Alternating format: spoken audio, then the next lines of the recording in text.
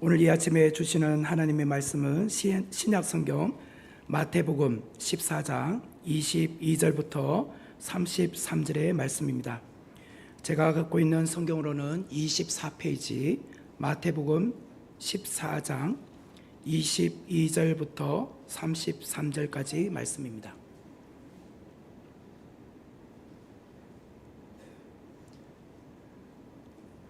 제가 봉독해 드리겠습니다. 예수께서 즉시 제자들을 재촉하사 자기가 무리를 보내는 동안에 배를 타고 앞서 건너편으로 가게 하시고 무리를 보내신 후에 기도하러 따로 산에 올라가시니라. 저물매 거기 혼자 계시더니 배가 이미 육지에서 술이나 떠나서 바람이 거스름으로 물결로 말미암아 고난을 당하더라. 밤 사경에 예수께서 바다 위로 걸어서 제자들에게 오시니 제자들이 그가 바다 위로 걸어오심을 보고 놀라 유령이라 하며 무서워하여 소리 지르거늘 예수께서 즉시 이르시되 안심하라 나니 두려워하지 말라. 베드로가 대답하여 이르되 주여 만일 주님이시거든 나를 명하사 물 위로 오라 하소서 하니 오라 하시니 베드로가 배에서 내려 물 위로 걸어서 예수께로 가되 바람을 보고 무서워 빠져가는지라 소리질러 이르되 주여 나를 구원하소서 하니 예수께서 즉시 손을 내밀어 그를 붙잡으시며 이르시되 믿음이 작은 자여 왜 의심하였느냐 하시고 배에 함께 오름에 바람이 그치는지라.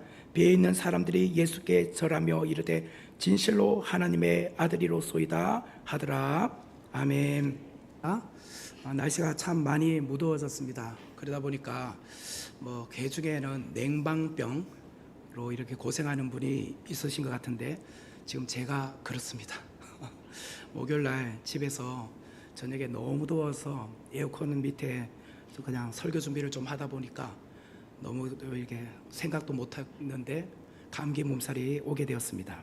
그래서 부득이하게 오늘 말씀 전하는 데 있어서 불편을 끼쳐드려서 죄송합니다. 그렇지만 제가 최선을 다해서 또박또박 말씀을 전하도록 하겠습니다. 오늘 마태복음 14장 22절부터 33절의 말씀으로 주보에는 물 위를 걷는 자라고 했는데요. 어제 이렇게 설교를 준비하다 보니까 제목을 좀 수정을 했습니다. 큰 믿음의 사람이 되리라. 큰 믿음의 사람이 되리라 라는 제목입니다. 본문은 예수님의 제자들이 배를 타고 건너편, 그러니까 갈릴리 바다 건너편에 있는 베세다로 건너가고 있는 중에 풍랑을 만난 이야기입니다. 그때 예수님께서 그 바다 위로 걸어오시는 이야기입니다. 성도 여러분, 오늘 이 본문인 제자들이 배를 타고 가다가 풍랑을 만난 이 이야기 앞부분에는 어떤 내용이 나오는지 아십니까? 앞부분에 어떤 내용이 나올까요? 저를 쳐다본다고 나오나요? 성경책을 보셔야지. 네, 다 아시겠지만 오병이어 사건이 나옵니다. 오병이어. 예수님께서 보리떡 5개와 물고기 2마리로 축사하시고 성인 남자 5,000명을 먹이시고 12광주리를 남기신 정말 놀라운 기적의 이야기가 오늘 풍랑 만난 사건 그 앞에 나옵니다.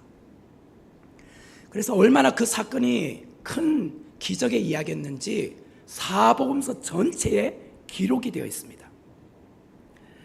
그리고 오병이어 기적을 직접 목격한 사람들은 너무나도 놀라웠고 흥분한 나머지 사람들이 예수님을 우리의 왕으로 모시자, 임금으로 삼자라고 말하게 되었어요.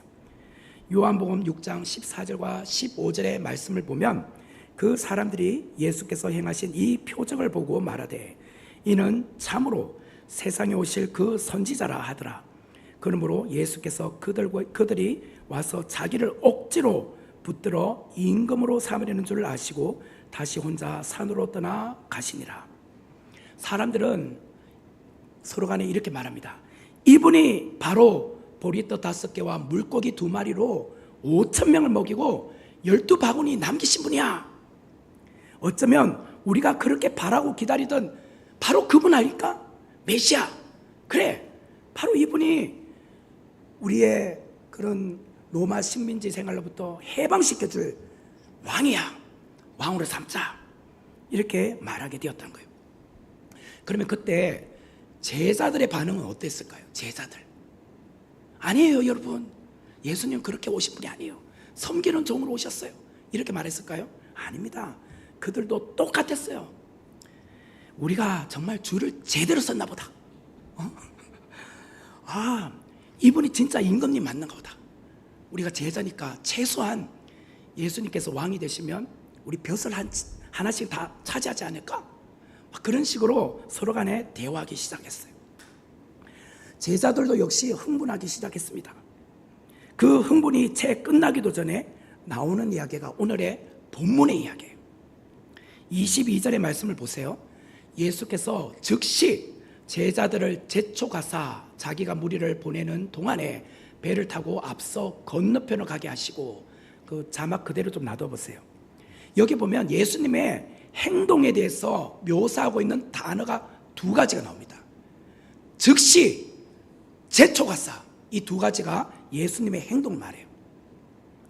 그 중에서도 즉시라는 말은 22절부터 33절까지 총 3번 나옵니다. 이제 오늘 첫 번째로 나오는 이야기인데, 예수님은 오병이어 기적의 여운이 아직도 남아있는 그 시점에 제자들과 무리들을 즉시 제초가사 돌려보냈다는 거예요. 그들은 지금 예수님을 임금으로 삼으려고 하잖아요. 근데 예수님은 즉시 제초가사, 야들아 다 집으로 돌아가, 이렇게 말씀하셨다는 거예요. 그림이 그려지시나요? 예수님이 혼자서 지금 다급하게, 한쪽에서는 지금 제자들이 예수님 왕 되세요 그렇게 할자 예수님께서 제자들에게 즉시 제자들을 제초가사 배를 타고 너희들 건너가, 빨리 가, 빨리, 그렇게 말씀하셨고, 또 한편에서는 무리들이 억지로 예수님을 임금 삼으려고 하자 빨리들 집에 가십시오, 이제 해 떨어집니다, 얼른 집으로 가세요, 그렇게 말씀을 하셨다는 거예요.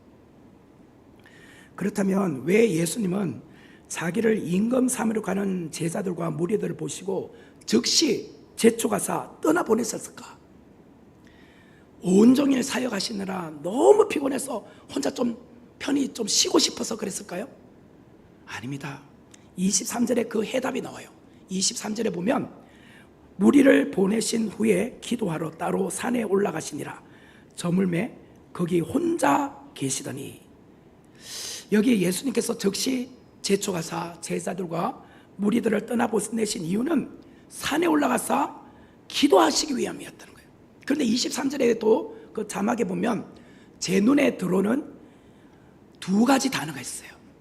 그게 뭐냐면 따로, 혼자라는 단어예요. 예수님은 따로 혼자 계셨다는 거예요. 우리가 사복음서에서 예수님의 행적을 볼 때 발견하게 되는 특별한 것들이 있어요. 그게 뭐냐면 예수님은 큰 사역을 하시기 이전에, 그리고 큰 사역을 하신 이후에 그는 늘 따로 혼자 기도하는 시간을 가지셨다는 거예요. 예를 들자면 큰 사역을 앞둔 예수님은 겟세마네 동산에서 기도하셨어요. 이제 곧 고난의 십자가를 지는 큰 사건을 앞두고 있잖아요. 그래서 겟세마네 동산에서 따로 혼자 하나님 앞에 간절하게 기도하셨다는 거예요. 오늘 본문에는 오병이어 기적의 사건 이유를 말하잖아요. 큰 사건을 일으킨 이후에 끝마치고 예수님은, 제자들과 무리들은 예수님을 모시고 오늘 낮에 있었던 오병이어 사건에 대해서 오늘 밤새도록 대화합시다, 잔치를 벌립시다, 함께 좋은 시간 보냅시다 라고 하고 있었지만, 예수님은 그들을 즉시 제초가사 돌려보내시고 따로 혼자 조용히 하나님과 만나는 기도의 시간을 갖고 계셨다는 거예요. 이게 매우 중요합니다. 저는 중고등학교 다닐 때에 매 주일마다 오전 9시까지 교회로 왔었습니다. 오전 9시에 중고등부 예배가 있고, 그 끝나면 오전 11시에 우리 이렇게 여러분들처럼 성인들이 드리는 그런 주일 오전 예배가 있습니다. 그 예배도 매주 참석을 했습니다. 그리고 오후가 되면은 중고등부 성경 공부가 있고, 그리고 매주 저녁마다 중고등부 성가대가 서기 때문에 성가대 연습을 했어요. 그리고 저녁 7시에 이제 저녁 예배를 드리고 성가대 쓰고 나면 한 8시 혹은 8시 반쯤 되잖아요. 그러면요, 그냥 집에 가기가 싫어요. 오늘 온종일 교회에 있다 보니까 너무 좋았잖아요. 그래서 친구들끼리 오손도손, 야, 우리 좀 더 있다 가자. 그래서 교회에서 그냥 그 어떤 공간에서 좀 더 대화하다가, 아니면 제가 부산 송도에 살았거든요. 송도 해수욕장 가서 이렇게 거닐면서 그러면서 대화를 해요. 야, 오늘 너무 덥지? 근데 그 다음날 학교가 있는데 근데도 불구하고 매일같이 그렇게 주일을 보냈어요. 너무 주일이 기다려지는 거예요. 빨리 주일이 돌아왔으면 좋겠다. 아마 여러분 중에도 매일 교회 나오는 것이 지루하지 않고 정말 매일 교회 가고 싶다, 교인들하고 대화하고 싶다, 그리고 정말 그 교회 가서 오늘도 주일 예배 드리는 것을 사모하면서 기다린 분들이 계실 거예요. 특별히 부흥 집회나 또 주일 예배에 참 말씀의 은혜를 받는 그날이 되면 여러분 어떻습니까? 오후 예배 마치고 곧바로 집에 가십니까? 제가 아는 분들은요, 투레일 아파트 거기에 가서 여기 집사님이 야, 그냥 가지 말고 우리 투레일 아파트 상가 메가 커피 가서 커피 한잔하고 가자. 그리고 괜히 있잖아요, 투레일 아파트 앞에 공원을 빙글빙글 돌아요. 그러면서 오늘 말씀 좋았지? 오늘 주일 좋았지? 어땠어? 막 그러면서 교제하면서 또 그냥 저녁 시간까지 가요. 그러다가 그냥 어떻게 들어가냐? 저녁 먹고 가야지. 그리고 또 하루를 보내면서 주일을 또 잘 마무리하는 분이 있죠. 얼마나 좋습니까? 그런데 오늘 주님은 어떻게 하셨을까? 주님은 큰 사역, 오병이어와 같은 큰 사역을 마치시고 나서 따로 혼자 기도하는 시간을 가지셨다는 거예요. 주님은 사역을 준비하는 이전과 사역을 마치신 이후에 따로 혼자 기도하는 시간을 가지셨다는 거예요. 이게 무엇이냐? 예수님의 영성이에요. 예수님의 영성. 연예인들이 언제 가장 우울하고 공허하다고 느낀 줄 아십니까? 연예인들이 언제 가장 우울하고 공허하다, 많은 청중들이 붐비는 큰 공연을 해요. 그리고 마치고 혼자 집에 돌아와서 방 안에 혼자 있을 때, 그때 우울해져요. 공허감을 느낀대요. 바로 그때가 위험해요. 연예인들이 탈선하는 시간이 바로 그때래요. 마약하거나 또 우울증 약을 먹거나 혹은 심지어는 자살하거나. 그들은 늘 인기를 먹고 살기 때문에 대중 앞에 서는 그 시간이 너무 좋았지, 혼자 있는 시간이 너무 불안한 거예요. 이러다가 인기가 떨어지면 어떡하지? 그러는 생각이 자꾸 지배하기 때문에 우울해지는 거예요. 목사도 주일 온종일 사역하느라 바쁘게 보내다가 모든 사역을 마치고 집에 돌아가면 피곤합니다. 그런데 그 시간이 허전한 시간이 될 수 있어요. 그때가 중요해요. 그때 목사는 무엇을 해야 되냐? 따로 혼자 기도하는 시간을 가지라는 거예요. 오늘 주일 예배를 잘 마무리하게 해주셔서 진심으로 감사합니다. 오늘도 부족한 종을 붙들어 강단에서 말씀을 선포하게 해주셔서 감사합니다. 오늘 주신 말씀을 듣고 가정과 직장으로 돌아가 그냥 또 일주일을 살아가는 성도님들, 그 말씀을 붙들고 세상 가운데 승리하게 해주세요. 저는요, 목사는 그렇게 하라는 거예요. 저는 부족하지만 주일날 가면 조금 피곤해서 잠을 자요. 잠을 자고 한 저녁 9시쯤에 일어나요. 일어나서 또 그 시간부터 한 12시까지 또 그 다음날 새벽기도 설교 준비합니다. 그리고 또 그 다음날 이제 월요일날 새벽 4시쯤에 일어나요. 이게 그냥 늘 이렇게 반복이 돼요. 그러니까 목사는 주일이 끝났다고 해서 그냥 끝나는 게 아니라 그 다음 주일을 또 기도로 준비하라는 거예요. 그 다음 주일에 무슨 말씀을 전하면 좋을까? 늘 기도하면서 성경 말씀을 읽으면서 그 다음 주일날 전할 본문을 정하라는 거예요. 그래서 저는요, 월요일날 쉬는 날이잖아요. 근데 그냥 막연하게 아무것도 안 하고 쉬지는 않습니다. 커피숍을 가든 아니면 어떤 좋은 장소를 가도 꼭 노트북이나 책을 들고 갑니다. 그래서 그 장소에 앉아 있어도 책을 읽습니다. 그러다 보면 책 한 권 읽고 와요. 그렇게 매주 월요마다 책 한 권씩 읽어요. 그렇게 해서 또 주일을 준비하는 겁니다. 돌아오는 주일 무슨 말씀을 전할지 관련된 서적을 읽으면서 대충 또 내용을 정리해 보는 겁니다. 예수님은 즉시 제자들을 재촉하사 배를 타고 앞서 건너편으로 가게 하시고, 또한 즉시 무리들을 재촉하사 각자의 집으로 돌려보내셨습니다. 그리고 예수님은 무엇을 하셨다고요? 기도하러 산으로 올라가셨다. 이처럼 예수님은 이적의 장소를 떠나 기도의 장소에 머무르기를 좋아하셨다는 거예요. 사람들이 환호하는 이적보다 하나님을 만나는 기도를 더 원하셨던 분이 누구냐? 예수님이셨다는 거예요. 그렇다면 우리는 어떠합니까? 우리는 기적이 일어나는 장소를 찾아가지 않습니까? 기적을 일으킨 사람을 찾아가지 않습니까?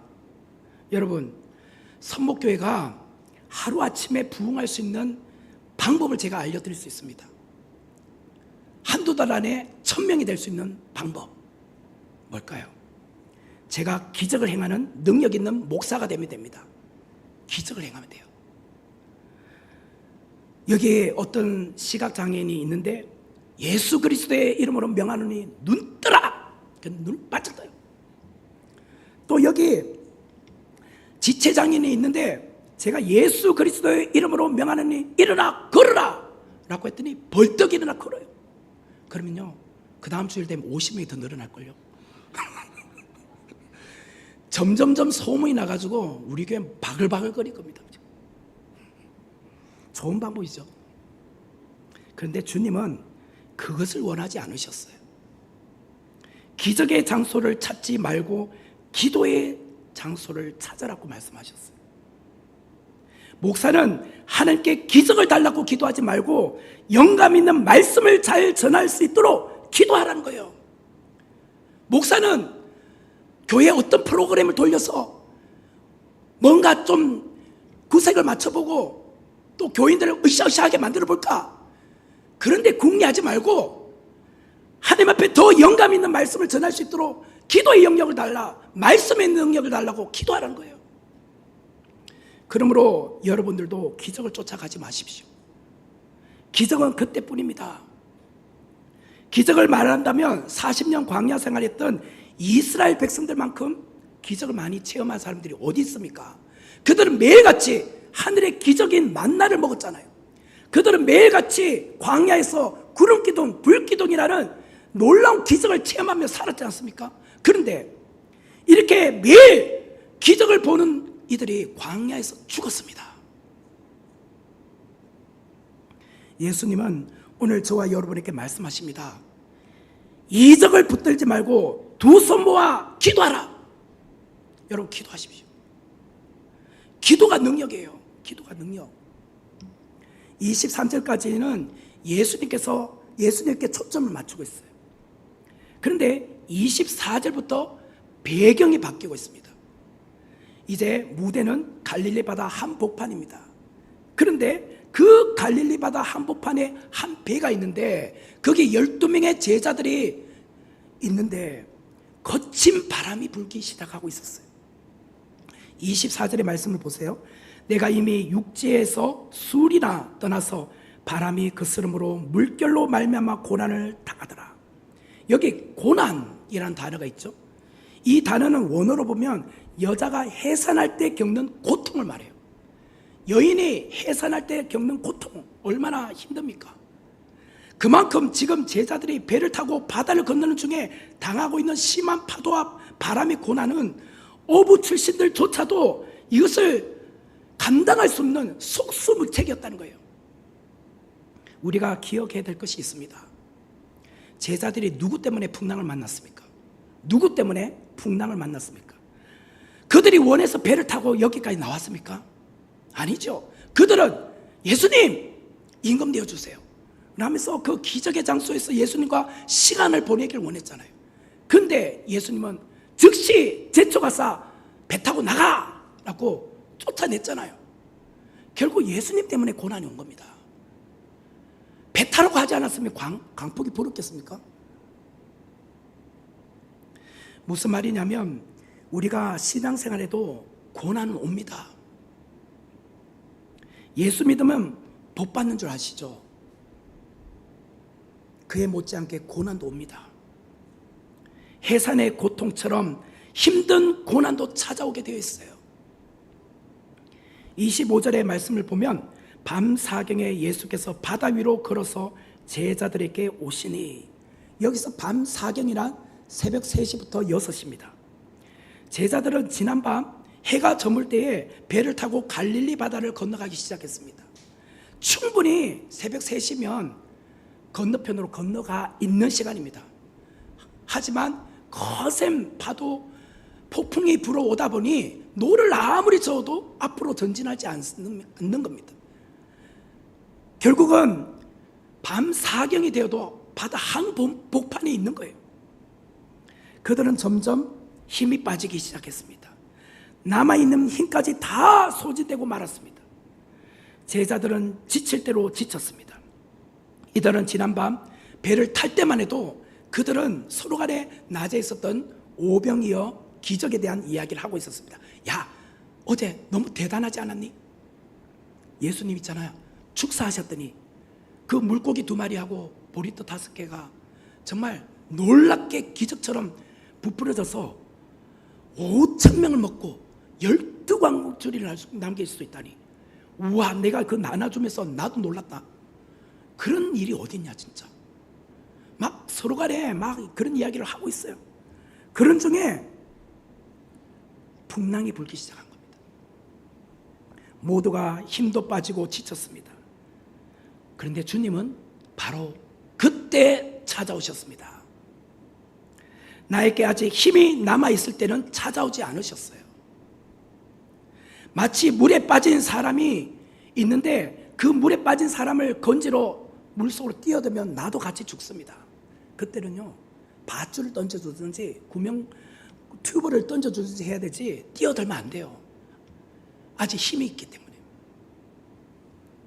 좀 기다려야 돼요. 그냥 그런 거 없으면 힘 빠질 때까지 기다리셔야 돼요.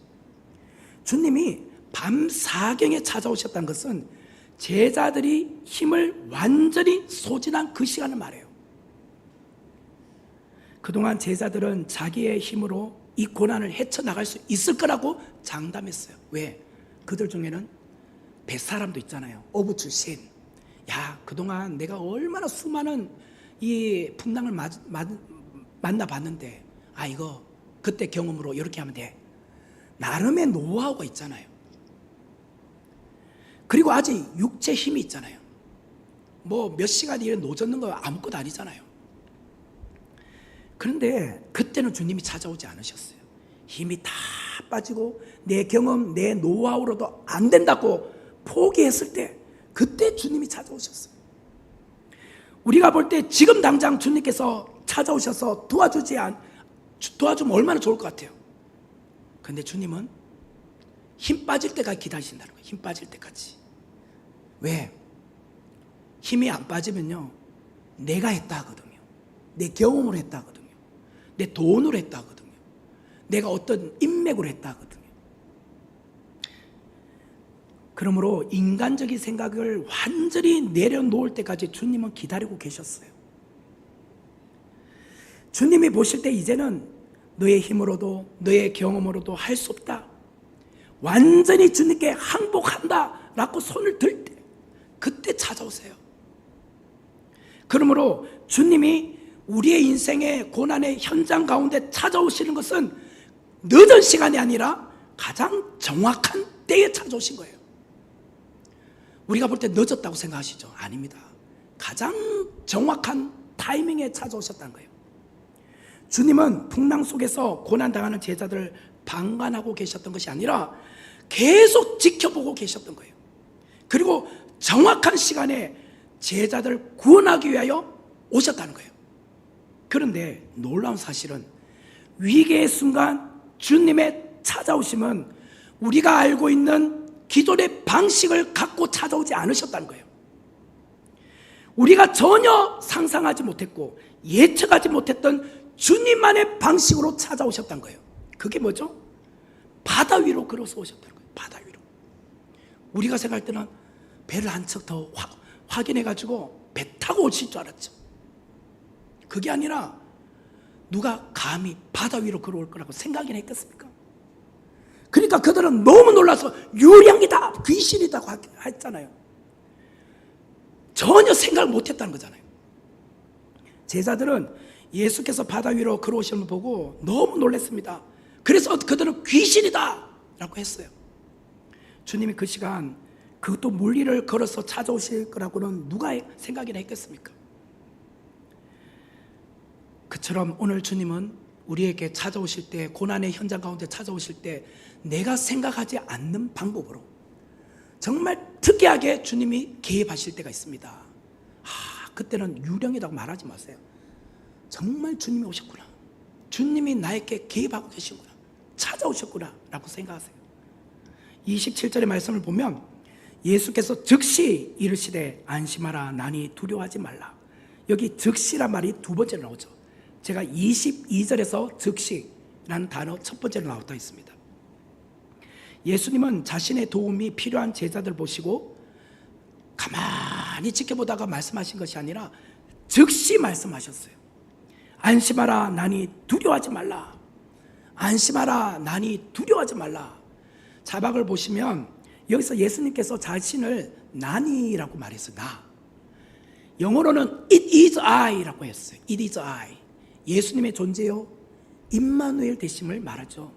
그런데 이 말이 여기만 처음 나오는 게 아니라 이미 구약 출애굽기 3장 14절에 말씀하셨던 단어예요. 그때 모세가 떨기나무가 불에 타고 있는데 그 떨기나무가 불에 탔으면 죄가 되어야 될 건데 타지 않잖아요. 그때 그 앞에서 하나님의 음성이 들렸습니다. 나는 스스로 있는 자다. I am who I am 이라고 말씀하셨어요. 이게 바로 나니란 뜻이다. 곧 예수님 누구신가? 하나님이셨다는 거예요. 하나님. 천지 만물을 창조하신 하나님, 바다의 폭풍도 잠잠하게 하시는 하나님, 그분이 나니 두려워하지 말라라고 내 인생에 찾아오셨다는 거예요. 예수님은 바로 그런 분입니다. 그러므로 제자들의 절대적인 안전은 어디에 있을까요? 제자들의 절대적인 안정감은 어디로부터 나올까요? 배 위에 있으니까 안전할까요? 그렇지 않습니다. 임마누엘 되신 하나님이 나니라고 찾아오실 때 절대적인 안정감이 확보되는 거예요.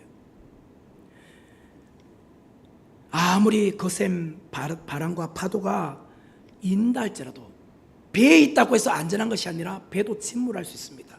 그럴 때는 절대 안전이신 임마누엘 대신 주님께로 가는 거예요. 주님께로. 그래야 내가 살 수 있다는 거예요. 그래야.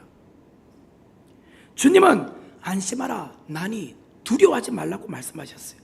그러자 베드로가 갑자기 이런 말을 해요. 28절에 보니까 베드로가 대답하여 이르되 주여 만일 주님이시거든 나를 명하사 물 위로 오라 하소서 하니. 이 본문을 마가복음하고 요한복음에도 나오는데 마가복음과 요한복음에는 예수님께서 안심하라, 내니 두려워하지 말라라고 말씀하신 다음에 곧바로 예수님께서 배 위로 올라타셨고 바다야 잔잔하라 라고 하셨어요. 그랬더니 파도가 잔잔하게 되었다, 이런 이야기로 그냥 종결돼요.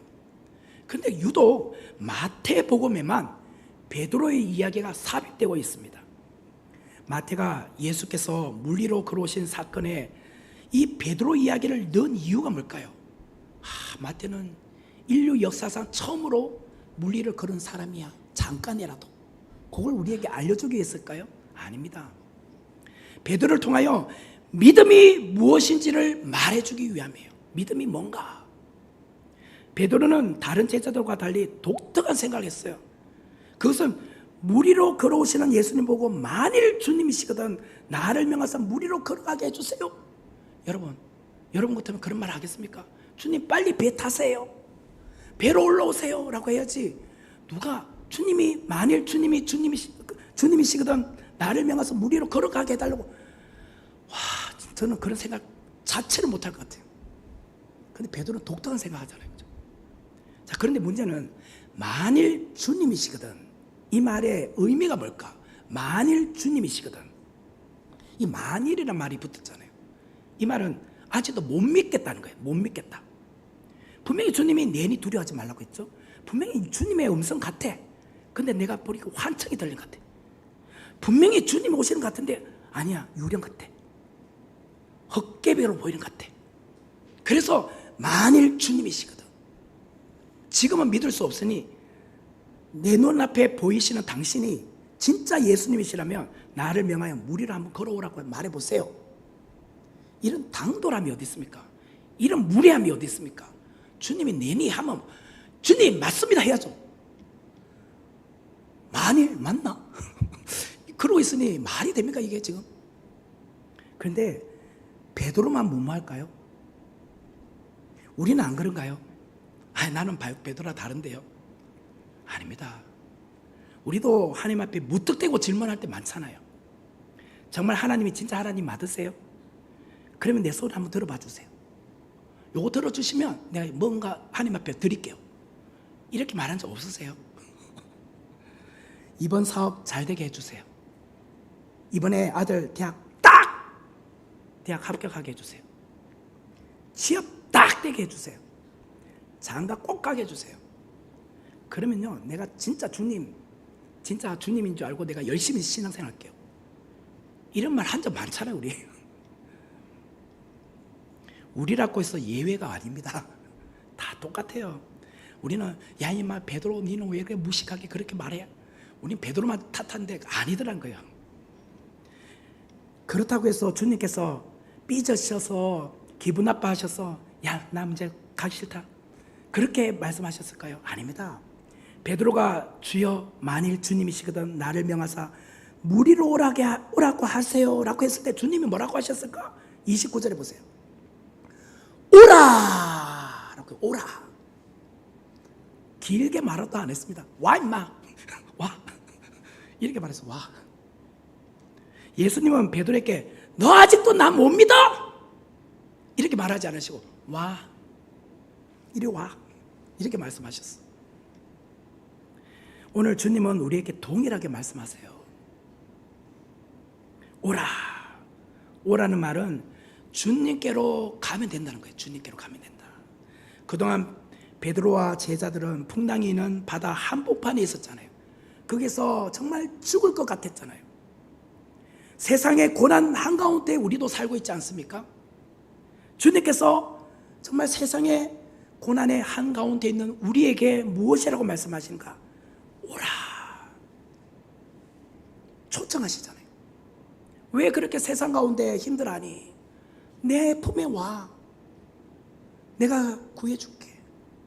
내 품에 와. 내가 안전을 줄게. 말씀하시잖아요. 그러면 가면 되는 거예요. 가면. 그런데 문제가 있잖아요. 분명히 주님께서 오라고 하셨는데 막상 베드로가 갈까 말까 그때부터 고민이 되면 어떡합니까? 분명히 베드로가 먼저 말했잖아요. 주여 만일 주님이시거든 나로 명하여서 무리로 오게 해주세요 라고 했잖아요. 지가 그 말을 안 했으면 괜찮은데 먼저 말했잖아요. 그래도 주님이 생각도 못하게 와 임마 이렇게 와. 그런데 막상 베드로가 물에 들어가려니까 망설이면 어떻게 돼요? 그러면 안 되는 거죠. 또 우리도 신앙생활 하면서 이런 고민을 할 때가 너무 많아요. 주님의 말씀에 순종하면 잘 된다는 거 우리 다 알잖아요. 성경에 복 받는다는 거 알잖아요. 신명기 말씀에 다 나오잖아요. 축복과 저주, 말씀에 순종하면 축복, 말씀에 불순종하면 저주 다 알잖아요. 모릅니까? 정답을 알고는 있지만 막상 내 몸을 바다 위로 던지지는 못하더란 거예요. 바다 위로 던지지는 못하더라. 첫 발을 바다로 내던지는 몸에 순종을 하지는 못하더라는 거예요. 이때는 많은 생각하지 마시고요. 그냥 내 몸을 바다에 던지시면 돼요. 던지면. 여러분, 아기가 한 4-5살 되는 아이가 조금 이제 책상이 높은 데 올라갔어. 올라가고 나니까 내려올기가 무서워서 못 내려오고 있어. 그래서 막 울기 시작해요. 울자 아빠가 왔어. 책상에서 막 울고 있길래 못 내려오니까 아빠가 뛰어내리라고 하잖아요. 그래서 아이가 울면서 내가 아빠를 어떻게 믿어? 뛰어내리라고 손 빼면 어떡해? 뛰어내리라고 무거워서 떨어뜨리면 어떡해? 그럼 되나요? 그 믿어야죠. 그럴 때는요, 뛰어내리는 겁니다. 뛰어내려. 그게 믿음이잖아요. 이제 내 몸을 바다에 던질 때 역사가 일어나는 겁니다. 내 몸을 바다로 던질 때 무리를 걷는 기적을 맛보게 되는 거예요. 여러분, 저는 보리떡 5개와 물고기 2마리로 남자 성인 5,000명 먹이고 12광주를 남겼다는 그것도 너무 놀라운 기적이지만 사실 저에게는 그보다도 베드로가 무리를 걷게 된 것이 더 큰 기적이라고 생각해요. 인류 역사상 누가 바다 위로 걸어본 사람이 있습니까? 무리로 걷는 거, 이건 기적 중의 기적 아닙니까?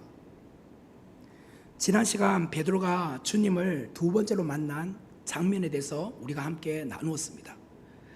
밤새도록 물고기 한 마리도 잡지 못하고 빈 그물로 아침에 돌아와 그 그물을 싣고 이제는 집에 돌아가서 쉬려고 했는데 마침 주님이 오셔가지고 자기 배에 타시더니 저만큼 육지에서 떼서 좀 나가봐.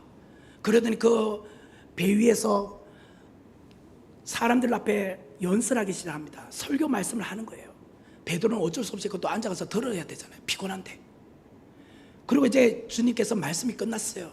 그러면 이제 집에 갈 줄 알았는데 주님이 깊은 데로 가서 그물을 던지라 라고 해요. 지금 이 시간은 물고기가 안 잡히는 시간이라고 했잖아요. 낮 시간은. 그리고 베드로에게는 가장 피곤한 시간이라고 했잖아요. 제가 만약 베드로라면 주님 오늘 저녁에 와서 그때 내가 순종할게요. 그러면 되잖아요. 근데 베드로는 그 말에 즉시 순종했습니다. 깊은 데로 가서 그물을 내렸더니 많은 물고기를 잡아왔어요. 정말 똑같은 시간을 할애한 거잖아요. 그 경험을 갖고 있는 베드로는 오늘 주님께서 바다 위로 오라고 하실 때 그 말씀에 자신의 몸을 바다로 던진 거예요. 감사하게도 그는 바다 위를 걷게 되었습니다. 기적이 일어난 겁니다. 기적이 일어난 거. 우리는 베드로가 29절 말씀에서 예수님께서 오라고 했을 때 담대하게 믿음으로 발걸음을 내디뎌서 바다 위를 걸었다. 이렇게 해서 모든 베드로의 이야기가 끝나면 얼마나 좋겠습니까? 야, 우리도 베드로처럼 저런 믿음을 갖자. 그러면 좋을 것 같은데 여기서 끝나지 않아요.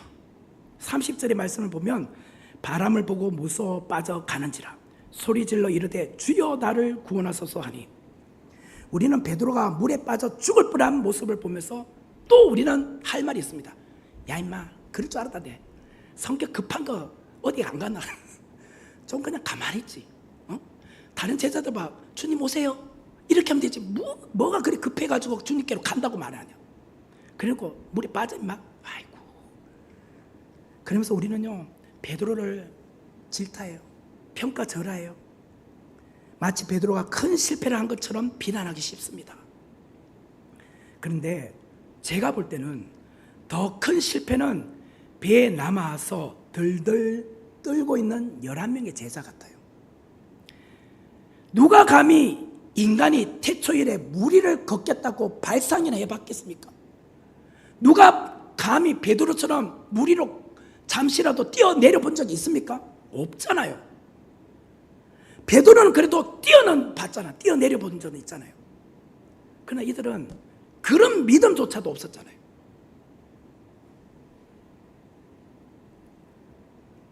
이런 면에서 저는 베드로가 참으로 대단한 사람이라고 생각해요. 베드로는 무리로 걷기 위해서는 배 밖으로 뛰쳐나가야 한다는 것을 우리에게 가르쳐주고 있어요.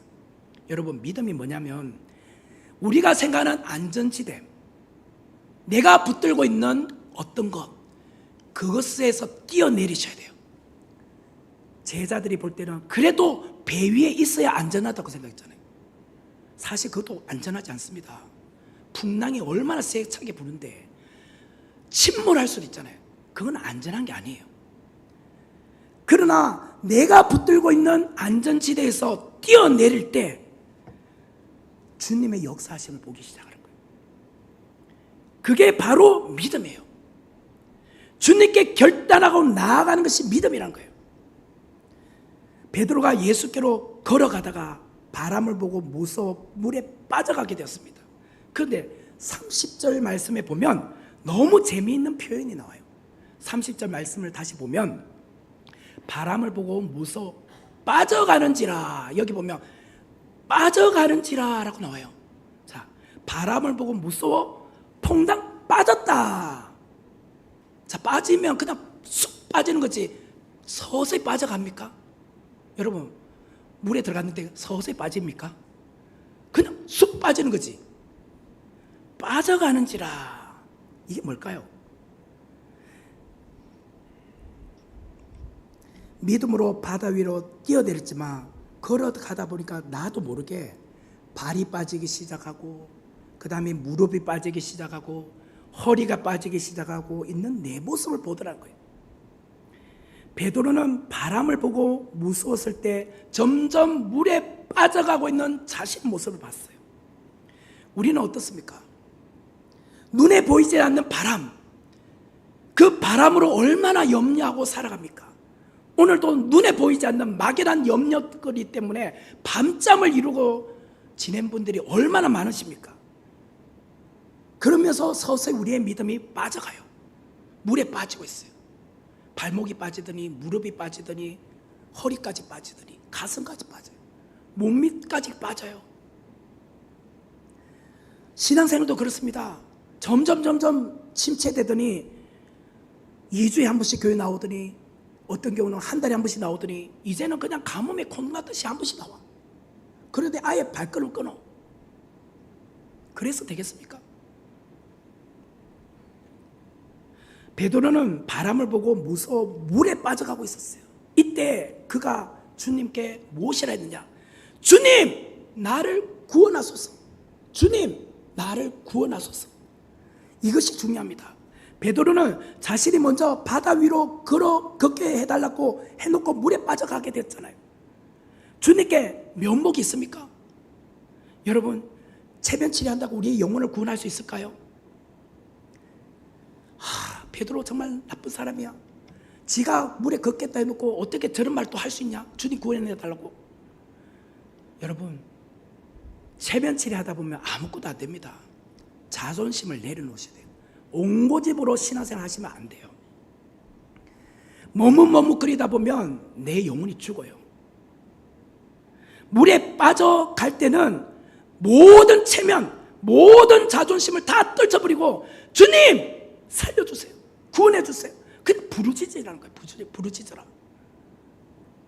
그래 살려주실 거 아니에요. 뭘 그냥 따지고 있습니까? 31절의 말씀을 보니 예수께서 즉시 손을 내밀어 그를 붙잡으시며, 여보세요, 즉시란 말이 또 나오죠. 자, 22절에도 나왔고 27절에도 나왔고 31절에 나왔어요.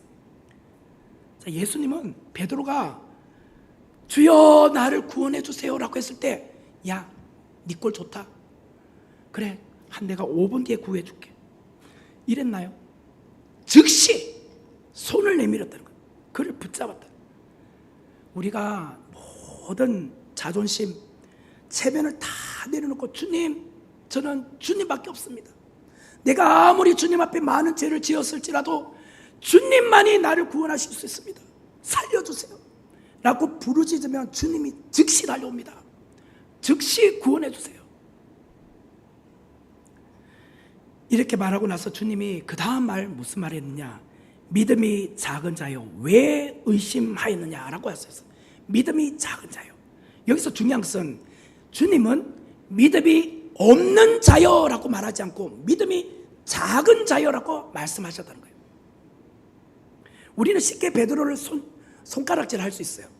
그런데 오히려 다른 제자들은 아무것도 안 했잖아요. 그들은 믿음이 없었어요. 행함이 있는 믿음을 보여주지 못했어요. 하지만 베드로는 그래도 그 작은 믿음이라도 보여주고 있었다는 거예요. 행동으로 실천하고 있었다는 거예요. 비록 바람을 보고 무서워 물에 빠져는 가고 있었지만 그는 믿음이 전혀 없었던 사람이 아니라 그래도 겨자씨만한 믿음이 있었던 사람이었다는 거예요. 이게 중요합니다. 예수님은 베드로에게 믿음이 작은 자여 왜 의심하였느냐라고 말씀하셨어요. 여기서 의심이란 것은 두 갈래 길로 가다, 두 방향으로 가다라는 뜻이에요. 주님만 바라보고 주님만이 내 소망이시다고 생각이 되는데 자꾸 다른 것에 기웃기웃거린 것이 두 마음이잖아요. 그게 의심이에요. 예수님께서 베드로를 책망하신 것은 믿음이 없는 것이 아니라 믿음이 작다라고 말씀하신 거예요. 세상의 염려로 왜 이렇게 의심하니? 야, 주일날 교회 와서 말씀 들어놓고 왜 또 돌아가자 말자 계속 세상 염려로 잠을 못 이루니? 믿음이 작은 자요. 믿음이 없다고 말씀하지 않으셨어요. 믿음이 작은 자요. 믿음이 그래도 있으시니까 여러분 교회 나오셨잖아요. 아예 없으면 교회 나옵니까? 그래도 조금이라도 믿음이 있으니까 나오셨잖아요. 32절 33절에 보면 배에 함께 오름에 바람이 그치는지라 배에 있는 사람들이 예수께 절하며 이르되 진실로 하나님의 아들이소이다 하더라. 32절에 보니까 함께라는 단어가 나와요. 함께. 주님은 물에 빠진 베드로를 즉시 손을 내밀어 붙잡으셔서 등에 업고 배에 타신 것이 아니라 함께 그 풍랑이 있는 바다 위로 걸어서 배 위로 오셨다는 거예요. 함께 걸어서 오셨다는 거예요. 다시 말하면 세상에 고된 풍랑이 불어도 주님이 나와 함께 걸어가면 안전하다는 거예요. 주님과 함께 걸어가면 내 마음에 아무리 풍랑이 일고 염려가 가득해도 그 풍랑보다 더 크신 주님이 내 손을 붙들고 함께 가고 있기 때문에 넉넉히 이길 수 있다는 거예요. 배에 오르자 제자들은 예수님께 진실로 하나님의 아들이라고 절했어요. 예배했다는 거예요. 예배.